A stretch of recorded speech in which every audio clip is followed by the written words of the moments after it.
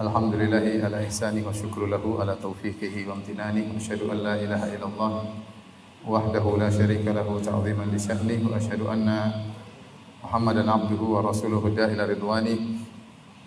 Allahumma salli alaihi wa ala alihi wa ashabihi wa ikhwani. Para hadirin dan hadirat, ikhwan dan akhwat, bapak-bapak dan ibu-ibu, para jomblowan dan jomblowati yang dirahmati oleh Allah Subhanahu wa taala.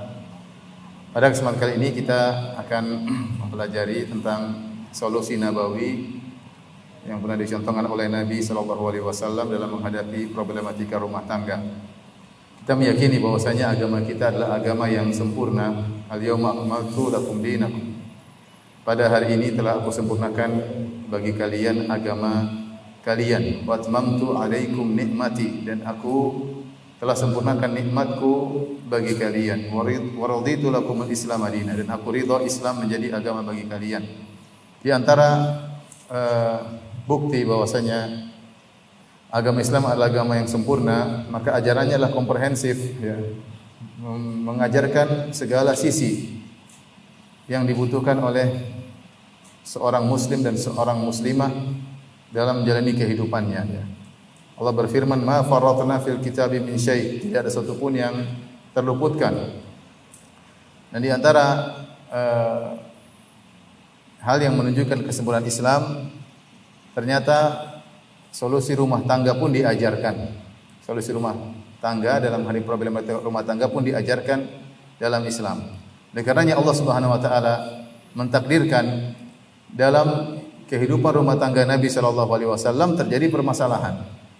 Tentu bukan permasalahan yang terlalu sering terjadi, tidak, tetapi beberapa permasalahan rumah tangga yang terjadi dalam kehidupan rumah tangga Nabi sallallahu alaihi wasallam Allah takdirkan demikian agar kita tahu bagaimana Nabi dalam menghadapi, sikap Nabi sallallahu alaihi wasallam dalam menghadapi problematika tersebut. Dan untuk menjadi penghibur hati, pelipur lara jika terjadi problematika rumah tangga antara kita dengan istri kita, ya, maka kita perlu ingat bahwasanya hal ini juga terjadi pada keluarga Nabi sallallahu alaihi wasallam. Selama problematika tersebut masih wajar dan kuantitasnya tidak banyak, maka itu adalah kehidupan rumah tangga yang normal, yang tidak bisa dihindari. Kecuali kalau problematika tersebut, permasalahan tersebut sering, harian, ya, selalu terjadi keributan, ini adalah kehidupan rumah tangga yang tidak wajar, harus segera ditangani dengan serius. Adapun kalau problematika sesekali, seminggu sekali, sebulan sekali, biasalah, ya. Siapa sih rumah tangga yang tidak ada problematikanya, ya. Meskipun konsekuensi dari kita semakin ikut pengajian, maka seharusnya problematika tersebut semakin sedikit. Karena seorang lelaki yang ikut pengajian harusnya dia ngerti kewajiban-kewajibannya terhadap istri. Dan sebaliknya seorang wanita yang sering ikut pengajian harusnya semakin tahu apa kewajiban-kewajibannya kepada suaminya. Karena tidaklah problematika rumah tangga terjadi kecuali di antaranya karena masing-masing tidak menjalankan kewajibannya sebagaimana mestinya. Karena saya sering sampaikan kisah ini. Saya pernah umrah sama seseorang. Umrah sama dia ketika ketemuan di hotel, kemudian dia cerita, dia bilang, "Ustaz, saya alhamdulillah sudah 3 tahun ikut pengajian, baru kenal sunnah. Dan alhamdulillah Ustaz, sejak saya kenal sunnah, istri saya kenal sunnah, kami tidak pernah bertengkar. Padahal dulu kami sering bertengkar. Sejak kami ngaji, kami enggak pernah cekcok, enggak pernah bertengkar. Terkadang saya rindu untuk bertengkar lagi, ya. Karena terkadang bertengkar itu ada asiknya, terkadang. Jangan sering-sering." Dan di antara kisah yang menarik atau kisah yang menakjubkan adalah perkataan Imam Ahmad bin Hanbal rahimahullahu taala. Beliau berkata, "Aqamat Ummu Salihin ma'i 20 sanah, fama ikhtalaftu ana wa hiya fi kalimah." Sungguhnya Ummu Saleh hidup bersamaku berumah tangga selama 20 tahun. Dan kami tidak pernah berselisih dalam satu kata pun. Tidak pernah ribut selama 20 tahun. Dan itu perkara yang sangat menakjubkan. Tapi intinya, ikhwan dan akhwat yang dirahmati Allah Subhanahu wa taala, Allah mentakdirkan ada problematika di rumah tangga Nabi sallallahu alaihi wasallam Di antaranya agar kita tahu bagaimana sih sikap yang benar dalam menghadapi problematika rumah tangga tersebut. Terlebih lagi Nabi sallallahu alaihi wasallam rata-rata problematika yang timbul gara-gara kecemburuan di antara istri-istrinya. Dan sudah terjadi pada nabi-nabi sebelumnya. Contoh bagaimana masalah rumah tangga antara istri-istri Nabi Ibrahim alaihissalam, bagaimana kecemburuan Sarah kepada Hajar, ya, bagaimana kesabaran Nabi Ibrahim alaihissalam dalam menghadapi problematika tersebut dengan bimbingan Allah Subhanahu wa taala. Demikian juga Nabi SAW menghadapi permasalahan-permasalahan rumah tangga. Nah, pada kesempatan kali ini kita akan menyampaikan contoh kasus yang dihadapi oleh Nabi SAW dan bagaimana metode-metode Nabi dalam menghadapi permasalahan rumah tangga. Ikhwan dan akhwat yang dirahmati Allah Subhanahu wa taala, sebelum saya sampaikan, saya ingin ingatkan bahwasanya masalah-masalah rumah tangga Nabi sallallahu alaihi wasallam kebanyakan yang meriwayatkan adalah Aisyah radhiyallahu taala anha. Aisyah radhiyallahu taala. Bahkan kasus terjadi pada dirinya, artinya dia yang bikin masalah, dia yang cemburu, ya. Radhiyallahu taala anha. Dan Aisyah radhiyallahu taala anha karena amanah ilmiah, beliau tetap menyampaikan kasus tersebut. Padahal kasus tersebut menjelaskan tentang kesalahan dia. Kebanyakan orang kalau punya masalah disembunyikan. Ada kekurangan dia akan sembunyikan. Tetapi ini karena di balik cerita tersebut ada pelajaran dari Nabi sallallahu alaihi wasallam, meskipun kesalahan tersebut yang melakukan adalah Aisyah radhiyallahu anha tetap menyampaikan. Kenapa saya perlu sampaikan peringatan ini? Karena orang-orang Syiah banyak yang kemudian mencela Aisyah. Lihat, banyak Aisyah bikin masalah rumah tangga, bikin ribut Nabi, bikin susah Nabi sallallahu alaihi wasallam. Kita bilang tidak. Kita tidak tahu problematika tersebut kecuali Aisyah yang cerita. Aisyah yang cerita sendiri, dia begini, dia cemburu begini, sehingga kita tahu bagaimana sih sikap Nabi dalam menghadapi permasalahan rumah tangga, ya. Dan Aisyah radhiyallahu anha adalah seorang wanita yang sangat mulia, sampai-sampai Rasulullah SAW pernah berkata, "Ya Ummu Salamah la tu'dhini fi Aisyah." Wahai Ummu Salamah, janganlah kau menyakiti aku dalam masalah Aisyah. Ya, karena Ummu Salamah cemburu, mewakili istri-istri yang lain cemburu kepada Aisyah. Karena Rasulullah SAW sangat sayang kepada Aisyah radhiyallahu taala anha, sampai para sahabat kalau mau kasih hadiah nunggu di rumah Aisyah. Kalau di rumah istri yang lain tidak kasih hadiah sama Nabi. Mereka tahu Nabi kalau di rumah Aisyah hati berbinar-binar, maka mereka kasih hadiah ketika Nabi lagi jatah di rumah Aisyah. Ini membuat istri-istri Nabi yang lain cemburu. Akhirnya mereka mengutus Ummu Salamah untuk menyampaikan hal tersebut kepada Nabi, agar para sahabat kalau memberi hadiah tidak perlu nunggu Nabi lagi di rumah Aisyah. Laporan datang sampai Nabi berkata, "Ya Ummu Salamah la tu'dhini fi Aisyah." Wahai Ummu Salamah, jangan kau menyakitiku, jangan kau ganggu aku dalam urusan Aisyah. Fa innahu wallahi ma nazala alayya al-wahyu wa ana fi lihafi imra'atin min kunna ghairiha. Demi Allah, tidak pernah wahyu turun kepadaku dalam kondisi aku sedang berselimutan dengan seorang wanita di antara kalian kecuali Aisyah radhiyallahu taala anha. Jadi Rasulullah pernah berselimut dengan Aisyah, artinya lagi bermesraan, tiba-tiba Allah turunkan wahyu padahal Nabi sedang bermesraan dengan Aisyah. Ini menunjukkan adalah kemuliaan Aisyah radhiyallahu taala anha.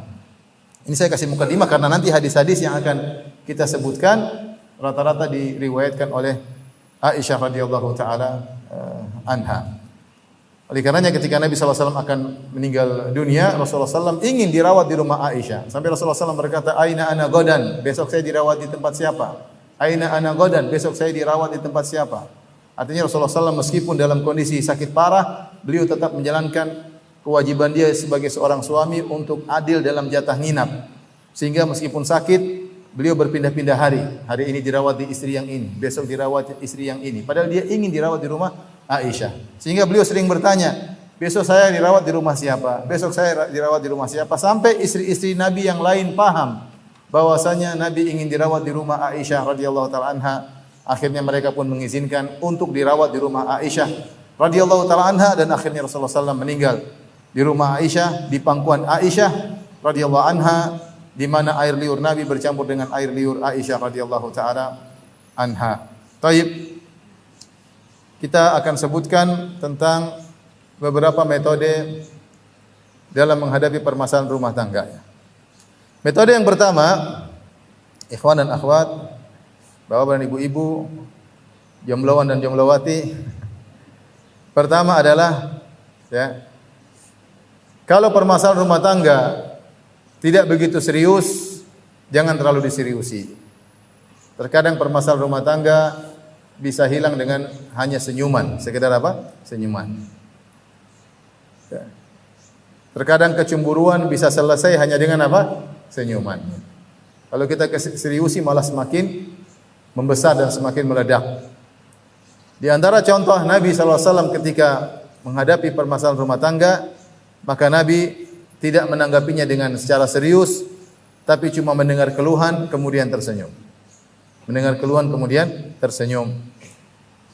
Dalam satu hadis, Aisyah radhiyallahu anha pernah berkata kepada Rasulullah, "Ya Rasulullah, ara'aita law nazalta wadiyan wa fihi syajaratun qad ukila minha wa wajadta syajaran lam yu'kal minha." Bagaimana menurut engkau wahai suamiku, wahai Rasulullah, jika engkau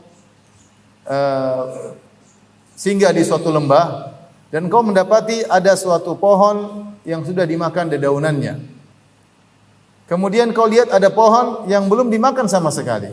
Fi ayyiha kunta turti' ba'iraka, kau kunta tarta' ba'iraka, di manakah kau akan menambatkan ontamu?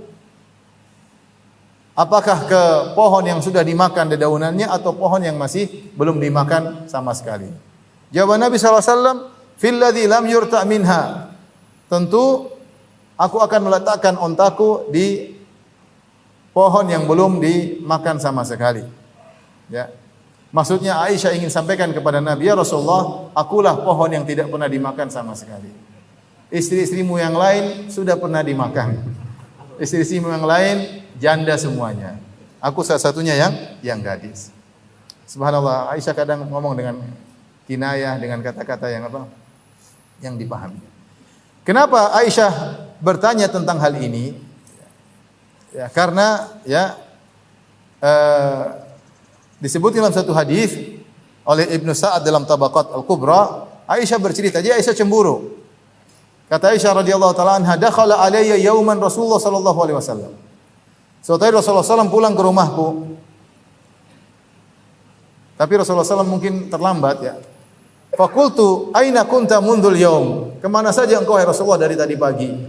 Kita tahu kalau seorang poligami, maka jatah nginap itu di malam hari. Siangnya seorang suami boleh kemana-mana ya. Karena memang dia waktu kerja. Maka dia boleh saja mampir ke istri yang lain kalau ada keperluan. Tapi kalau nginap harus di rumah yang jatah nginapnya di situ. Paham atau tidak? Jangan sok paham. Ya sudahlah, lewatin aja. Taib. Rupanya Rasulullah SAW di pagi hari atau siang hari dia ada keperluan ke istri yang lain. Begitu dia pulang, Aisyah tanya, dari mana saja? Kok baru datang? Bahasanya kira-kira demikian. Subhanallah, Rasulullah SAW lihat. Ini pertanyaan bikin masalah ya. Karena Rasulullah SAW mengatakan, ya dari istri yang lain, tentu bikin masalah. Apalagi Aisyah adalah seorang wanita sangat pencemburu. Tapi ketika ditanya dengan pertanyaan tersebut, Rasulullah SAW langsung mengatasi dengan kata-kata yang indah. Langsung dia panggil, ya Humaira, wahai wanita yang sangat putih sampai terlihat rona-rona merah di pipinya. Humaira adalah panggilan sayang Nabi kepada Aisyah. Dari hamra, dari warna merah, karena Aisyah saking putihnya nampak warna merah, rona-rona merah di pipinya. Maka Rasulullah tidak panggil ya Aisyah. Ini pertanyaan bikin masalah, Rasulullah SAW tahu. Maka Rasulullah SAW mengatakan, ya Humaira, wahai si manis, gampangannya gitu. Wahai si cantik yang sangat putih sampai terlihat rona-rona merah di pipinya. Ini suatu, ya kan, itu menangkis diri dengan cara begitu. Jadi kalau istri antum lagi, kemana aja? Sayang, gimana kabarnya? Cantik. Ya. Jangan bilang, jangan kata-kata yang tidak enak. Jadi Rasulullah SAW pilih kata-kata karena ini pertanyaan bikin masalah. Rasulullah berkata, dan Rasulullah tidak mungkin bohong. Dia mengatakan, kuntu inda Ummi Salamah. Saya tadi di rumah Ummu Salamah, yaitu di rumah madumu. Jawaban tidak mengenakan. Fakultu, kata Aisyah radhiyallahu taala anha, maka aku pun berkata, ma tasba'u min Ummi Salamah? Kau belum kenyang, Anda belum kenyang juga dari Ummu Salamah? Artinya enggak puas-puas sama Ummu Salamah, kok nongkrong terus enggak ke tempat saya. Qalat, kata Aisyah radhiyallahu taala anha, Nabi hanya fatabassama, Rasulullah SAW hanya tersenyum. Enggak usah panjang lebar. Enggak usah bilang saya ada keperluan ada ini, enggak perlu. Senyum aja selesai. Kadang kalau diperpanjang bisa jadi lebih panjang. Disitulah Aisyah baru bertanya dengan pertanyaan tadi. Bagaimana menurutmu wahai Rasulullah, jika Anda singgah di suatu lembah ada pohon yang sudah dimakan, ada pohon yang belum dimakan. Ya. Kemudian kemanakah Anda akan menempatkan onta Anda? Maka Rasulullah SAW berkata, allati lam tur'a, kepada pohon yang belum dimakan sama sekali. Aisyah berkata, fa ana lastu ka ahadin min nisaika. Ya Rasulullah, aku tidak sama dengan istri-istrimu yang lain. Kullu imra'atin min nisaika qad kanat inda rajulin. Bukankah setiap istrimu dulu pernah punya suami? Adapun aku tidak. Rasulullah, apa sikap Rasulullah SAW? Fatabassama Rasulullah SAW. Hanya tersenyum. Selesai cerita. Jadi tidak semua masalah kita harus menggubris permasalahan. Udah, senyum aja ya. Senyum aja. Ya. Saya punya teman begitu, dia punya istri cemburuan. Tiba-tiba dia lagi di istri yang lain, istrinya memberi serangan. Sudah, aku tidak cinta lagi sama Abi. Aku mau minta cerai. Aku tidak sayang sekali sama Abi. Dia baca rentetan serangan 1, 2, 3. Tidak digubris, cuma dia jawab. Intinya maknanya nanti iya cintaku, iya sayangku, nanti Abi pulang gitu aja sudah. Enggak usah. Loh, kenapa? Emang saya salah apa? Enggak usah gitu, itu tambah panjang ceritanya. Enggak usah. Tidak semua maksud saya permasalahan harus dihadapi dengan panjang. Cukup dengan senyuman bisa hilang. Tapi tergantung model istri kita ya, tergantung. Ada yang disenyumin malah ngamuk ya ada.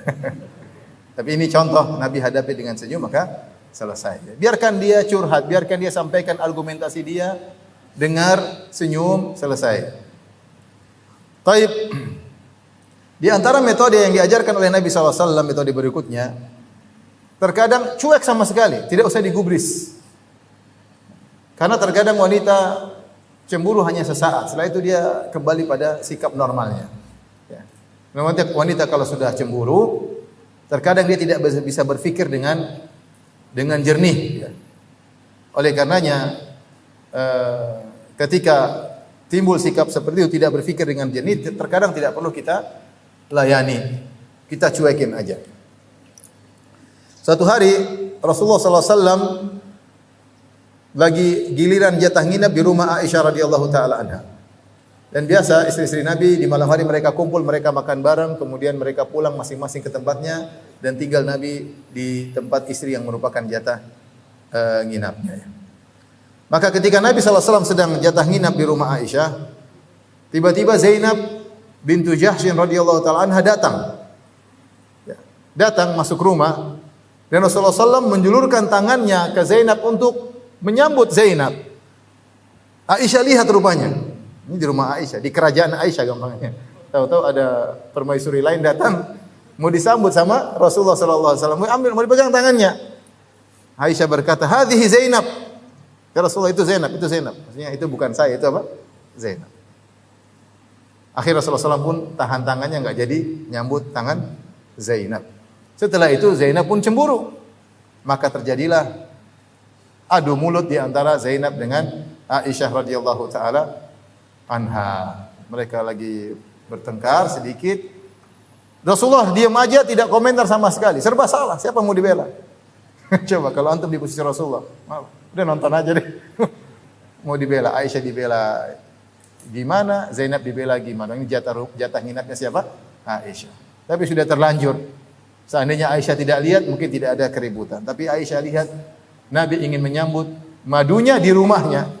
Wajar dia cemburu. Terjadilah perang mulut antara Aisyah dengan Zainab radhiyallahu taala anhuma. Kemudian ternyata keributan tersebut didengar oleh Abu Bakar radhiyallahu taala anha, radhiyallahu taala anhu. Abu Bakar radhiyallahu taala anhu. Maka Abu Bakar berkata, "Ukhruj ya Rasulullah ila salat." Wahai Rasulullah, sudah waktunya salat. Ayo keluar jadi imam. Wahthu fi afwahihinna turab. Lempar aja tanah ke mulut-mulut mereka itu. Kata Aisyah, Abi, aduh ngeri. Ini ntar lagi ngamuk ini. Maka Rasulullah SAW pergi meninggalkan istrinya lagi bertengkar. Aisyah berkata, Al-an yaqdi Nabiyyu sallallahu alaihi wasallam salatahu. Sekarang lihat, entar lagi Nabi selesai salat, fayaji'u Abu Bakrin fayaf'al bima yaf'al. Kemudian Abu Bakar akan ikut datang masuk ke rumah, kemudian dia akan hukum aku apa yang akan dia lakukan. Jadi Aisyah sudah ketakutan. Kemudian akhirnya benar Abu Bakar pun datang menemui Aisyah, kemudian marah kepada putrinya, atas na'ina hadza, berani kau melakukan itu di hadapan Rasulullah. Akhirnya yang diomelin siapa? Aisyah radhiyallahu taala anha. Dan Nabi sallallahu alaihi wasallam hanya diam, tidak komentar sama sekali. Jadi terkadang ada permasalahan kita hadapi, ya, diam saja, dengerin aja. Kalau perlu senyum-senyum, kalau tidak perlu senyum, tidak usah apa? Senyum. Ya. Jadi tidak semua permasalahan harus kita hadapi dengan sikap. Terkadang diam aja bisa selesai. Terkadang kita senyum saja bisa selesai.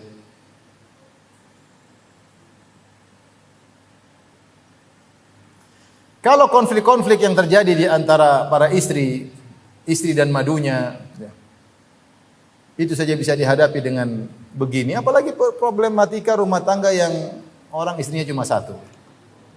Harusnya lebih ringan, itu tidak? Iya atau tidak? Kok nggak mau jawab? Mana lebih berat? Masalah yang dihadapi oleh seorang suami dengan istrinya lebih dari satu, atau masalah yang dihadapi oleh seorang suami yang istrinya cuma satu? Mana lebih berat? Nggak tahu, bilang aja wallahu alam ya. Nggak pernah tahu Ustaz gitu. Pada hakikatnya, pada asalnya yang istrinya lebih dari satu, permasalahan lebih berat. Lebih berat. Yang istrinya satu, permasalahan lebih ringan. Maka mau saya para suami harus lebih sabar. Untuk punya istri cuma satu, hadapi dengan sabar, santai. Untuk nggak tahu banyak orang yang setengah mati punya istri lebih dari satu, permasalahan yang sangat apa? Sangat berat. Ya. Taib, berikutnya di antara cara menghadapi problematika rumah tangga yang dicontohkan oleh Nabi SAW adalah dengan bercanda.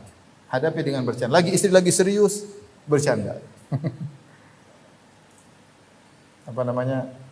Misalnya istri lagi ngomel-ngomel, langsung antum pura-pura sakit jantung. Aduh. Jangan dipraktekkan ya. Kena mas. Hatiku berdetak untukmu. Lempar pakai bantal nanti. Candain aja, jangan terlalu serius. Taib. Rasulullah SAW pernah bercanda, Rasulullah bercanda nggak pernah bohong. Suatu hari ya, Aisyah marah sama Nabi Shallallahu Alaihi Wasallam. Aisyah berkata, engkau selalu membela Ali, engkau tidak daripada keluargaku. Intinya Aisyah lagi ada sedikit marah kepada Nabi Shallallahu Alaihi Wasallam. Ternyata didengar oleh Abu Bakar. Abu Bakar lagi jalan di luar rumah, dengar. Dia lagi mau bertamu di rumah Nabi, di rumah Aisyah. Tiba-tiba sebelum masuk dia mendengar suara keras. Akhirnya dia pun masuk. Kemudian jadi Aisyah berkata, demi Allah sungguh aku tahu bahwa engkau lebih cinta kepada Ali daripada ayahku. Jadi entah ada masalah apa, Aisyah sampai ngomong begitu.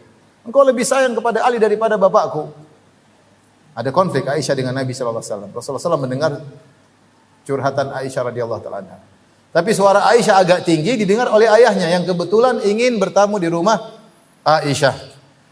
Maka Abu Bakar pun masuk, kemudian dia ingin memukul Aisyah. Dengan marah dia berkata, "Ya benata Ummi Ruman." Jadi istri Abu Bakar ada beberapa, ya, di antaranya Ummu Ruman. Dari Ummu Ruman inilah anaknya Aisyah dan Abdurrahman bin Abi Bakar. Dan ada istri Abu Bakar yang lain.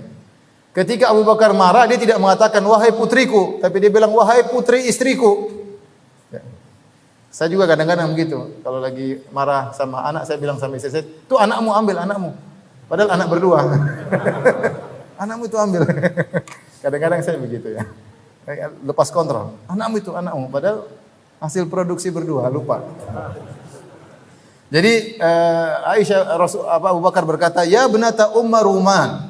Wahai putrinya Ummu Ruman. Ummu Ruman itu istrinya, ibunya Aisyah. Ya. Tarfa'ina sautaki ala Rasulillah. Berani-beraninya engkau mengangkat suaramu di hadapan Rasulullah sallallahu alaihi wasallam. Kemudian ketika Abu Bakar ingin mukul Aisyah, maka Nabi SAW pun datang menahan Abu Bakar. Sehingga Aisyah berlindung di belakang. Padahal tadi baru bertengkar Nabi dengan siapa? Aisyah. Mau dipukul Aisyah, Rasulullah tahan-tahan. Akhirnya Abu Bakar pun pergi dalam kondisi marah. Kemudian Rasulullah langsung bercanda. Kata Rasulullah SAW, "Ya Aisyah, kaifa ra'aitini anqadhuki minar rajul?" Lihat Aisyah, lihat bagaimana aku menyelamatkan kau dari lelaki tersebut. Langsung dicandain. Akhirnya sudah selesai urusan. Abu Bakar datang lagi. Datang lagi ke rumah Aisyah, ternyata mendapati Aisyah dan Nabi sedang tertawa-tertawa. Maka Abu Bakar berkata, dia pun ikut bercanda, dia mengatakan, "Adkhilani fis silmi kama adkhaltumani fil harbi." Wahai Rasulullah dan Aisyah, masukkanlah aku dalam perjanjian damai kalian setelah kalian telah masukkan aku dalam pertempuran kalian.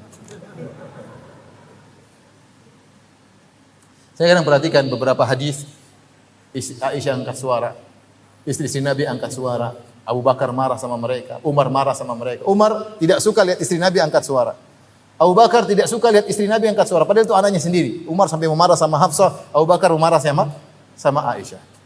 Saya renungkan lagi, Nabi SAW subhanallah ternyata ketika menghadapi istrinya, dia memposisikan dirinya seperti seorang, maksudnya suami tidak, saya ini Rasulullah, enggak boleh begitu, enggak. Apalagi saya ustaz, emang kamu siapa? Rasulullah aja sabar. Artinya Rasulullah tidak memposisikan diri sebagai diktator, sebagai seorang pemimpin negeri kaum muslimin ketika itu yang istri-istrinya harus tunduk. Tidak, Rasulullah SAW memposisikan dirinya sebagai seorang suami yang mengerti kalau seorang wanita bisa marah, bisa ngangkat suara. Rasulullah tidak bilang, "Wahai Aisyah, enggak tahukah dalilnya?" 1 2 3 Rasul. Mau tahu dalilnya kalau ngangkat suara kayak apa gini-gini? Rasulullah tenang aja. Sabar ya. Ya antum sabarlah kalau istri antum angkat suara ya antum sabar. Kalau sering-sering baru antum bilang, dalilnya enggak boleh." Kalau sekali 2 kali biasalah dalam kehidupan rumah tangga. Jangan merasa kalau istri angkat suara berarti kita hina dina. Enggak. Rasulullah pun begitu. Karena mensikapi istrinya sebagai namanya istri. Teman tidur terus mau disikapi seperti orang biasa yang kemudian kalau dia angkat suara kita tersinggung, kita angkat suara kita bentak dia balik, enggak. Ya. Rasulullah mensikapi istrinya dengan penuh kelembutan. Namun ini bukan dalil kepada para wanita mengangkat suara ya, enggak. Enggak boleh ya. Wanita harus hormat kepada suaminya lebih daripada kedua orang tuanya. Hormat kepada suaminya lebih daripada kedua orang tuanya. Sampaikan kepada para wanita ya. Sebagaimana kalau anti berlembut-lembut dengan ayah dan ibu, anti merasa dapat pahala, maka demikian pula lah ketika anti berlembut-lembut suara terhadap suami juga mendapatkan apa? Pahala ya. Karena taat kepada suami lebih, setelah seorang wanita menikah, ketaatannya kepada suami harus lebih daripada ketaatannya kepada kedua orang tuanya. Dan demikianlah aturan Islam agar kehidupan rumah tangga bisa berjalan dengan baik. Ini sering saya sampaikan hari ini. Ya. Sebagaimana kita merasa dapat pahala ketika berbuat baik kepada kedua orang tua, wahai para wanita, maka rasakanlah bahwasanya anti juga dapat pahala ketika berbuat baik kepada suami. Apalagi berbakti kepada suami lebih dituntut daripada berbakti kepada kedua orang tua setelah seorang wanita menikah. Mungkin yang bertanya, "Ustaz, kok bisa? Sementara ayah dan ibunya telah merawatnya sampai besar 20 tahun. Yang susah ayah ibunya. Kemudian setelah diambil oleh seorang lelaki, kok bisa ketaatan berpindah kepada suami lebih daripada kedua orang tuanya?" Jawabannya itu aturan syariat. Syariat memandang bahwasanya kehidupan rumah tangga yang baik itu sangat diperlukan. Dan kehidupan rumah tangga yang normal dan baik tidak mungkin terjadi kecuali wanita harus menghadirkan dalam perasaannya, suaminya harus saya taati dengan baik, itulah pintu surga saya. Baru rumah tangga bisa berjalan dengan baik. Yang Allah berfirman ya, bahwasanya ya, ar-rijalu qawwamuna 'alan nisa. Para laki adalah pemimpin bagi para wanita. Kata Ibnu Abbas, ai umara, bahwasanya para laki harus menjadi amir-amir dalam rumahnya. Jadi wanita memposisikan suaminya seperti kepala rumah tangga, sebagaimana amir-amir yang berkuasa di suatu tempat. Baru bisa kehidupan rumah tangga bisa berjalan dengan baik. Baik. Solusi berikutnya yang diajarkan oleh Nabi sallallahu alaihi wasallam adalah dengan diskusi. Dengan diskusi. Terkadang konflik-konflik ringan, konflik-konflik permasalahan rumah tangga ringan kita hadapi dengan senyum.